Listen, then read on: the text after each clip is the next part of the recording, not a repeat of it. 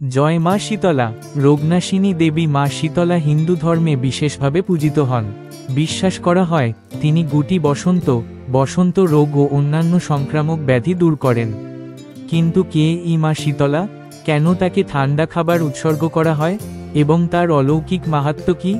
আজকের এই ভিডিওতে আমরা মা শীতলার পূর্ণ ইতিহাস, তার অলৌকিক কাহিনী ও আধুনিক যুগে তার গুরুত্ব নিয়ে আলোচনা করব। ভিডিওটি শেষ পর্যন্ত দেখুন। শীতলা দেবী হলেন রোগনাশিনী দেবী। তার বাহন হল গার্ল এবং তিনি একটি জলপূর্ণ কলসি ও ঝাঁটা বহন করেন। হিন্দু পুরাণ অনুসারে মা শীতলা পৃথিবীর মানুষের জন্য দুই রূপে কাজ করেন। তিনি রোগ আনতে পারেন, আবার তিনি রোগ দূরও করতে পারেন। স্কন্দ পুরাণ ও দেবী ভাগবত পুরাণে উল্লেখ রয়েছে যে শীতলা দেবী ব্রহ্মার আশীর্বাদে সৃষ্টি হন। তিনি প্রধানত বসন্ত রোগ ও জলবসন্ত প্রতিরোধের দেবী হিসেবে পূজিত হন। মা শীতলার পুজোর কিছু বিশেষ নিয়ম রয়েছে। পুজোর দিনে গরম খাবার খাওয়া হয় না। শীতলা মাতাকে দই, পান্তা ভাত, চিড়ে, বাসি খাবার উৎসর্গ করা হয়। মা শীতলার পূজার দিনে বাড়িতে আগুন জ্বালানো হয় না। এর পেছনে একটি বৈজ্ঞানিক কারণও রয়েছে। প্রাচীনকালে বসন্ত রোগ ছড়িয়ে পড়লে মানুষ শরীর ঠান্ডা রাখতে চাইত এবং ঠান্ডা খাবার খাওয়া হলে জ্বর কমত। তাই এই নিয়মগুলি ধর্মীয় হলেও এর বৈজ্ঞানিক ভিত্তিও রয়েছে। প্রাচীনকালে এক ধনী পরিবার মা শীতলার পুজো করতে অস্বীকার করেছিল। হঠাৎ করেই সেই বাড়ির সকলেই জলবসন্ত রোগে আক্রান্ত হয়। তখন গ্রামের এক বৃদ্ধা বললেন, শুধুমাত্র মা শীতলার কৃপায় এই রোগ থেকে মুক্তি পাওয়া সম্ভব। পরিবারের সদস্যরা তখন শীতলা মাতার পূজা শুরু করলেন। কয়েকদিনের মধ্যেই সবাই সুস্থ হয়ে উঠলেন। সেই থেকে ওই পরিবার প্রতি বছর শীতলা পূজা শুরু করে।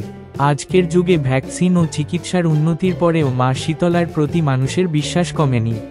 আধুনিক বিজ্ঞান বলছে পরিচ্ছন্নতা ও সঠিক চিকিৎসা সংক্রামক ব্যাধি প্রতিরোধের মূল উপায়। কিন্তু ভারতবর্ষের গ্রাম ও শহরাঞ্চলে আজও অনেকে মনে করেন মা শীতলার আশীর্বাদ ছাড়া রোগ সম্পূর্ণভাবে দূর হয় না। বিশেষ করে বাংলায় আজও মা শীতলার মন্দিরে হাজার হাজার ভক্ত আসেন এবং তারা বিশ্বাস করেন যে মা শীতলার কৃপা থাকলে রোগ তাদের ছুঁতে পারবে না। ভারতের বিভিন্ন স্থানে মা শীতলার বিখ্যাত মন্দির রয়েছে। কলকাতার শীতলা মন্দির, রাজস্থানের শীতলা মাতার মন্দির, উত্তরপ্রদেশ ও বিহারের বিভিন্ন শীতলা মন্দির। প্রতি বছর লক্ষ লক্ষ ভক্ত এখানে এসে মা শীতলার কৃপা কামনা করেন। অনেক মানুষ বিশ্বাস করেন যে মা শীতলার কৃপায় তারা কঠিন রোগ থেকে মুক্তি পেয়েছেন। আজ আমরা শুনব কিছু ভক্তের বাস্তব অভিজ্ঞতা। আমার পরিবারে সবাই বসন্ত রোগে আক্রান্ত হয়েছিল। আমরা শীতলা মাতার পুজো করতেই সবাই সুস্থ হয়ে উঠেছিলাম। মা শীতলা শুধুমাত্র একটি পৌরাণিক চরিত্র নন, তিনি বিশ্বাস, শুদ্ধতা ও নিরাময়ের প্রতীক। তার মাহাত্ম্য যুগে যুগে প্রমাণিত হয়েছে। আধুনিক চিকিৎসার পাশাপাশি ঈশ্বরের প্রতি বিশ্বাস ও আত্মশুদ্ধিও আমাদের সুস্থ রাখতে সাহায্য করে। আপনারা কি মা শীতলার কোনো অলৌকিক ঘটনার সাক্ষী হয়েছেন? কমেন্টে লিখে আমাদের জানান। যদি ভিডিওটি ভালো লাগে তাহলে লাইক, শেয়ার আর চ্যানেলটি সাবস্ক্রাইব করতে ভুলবেন না। জয় মা শীতলা।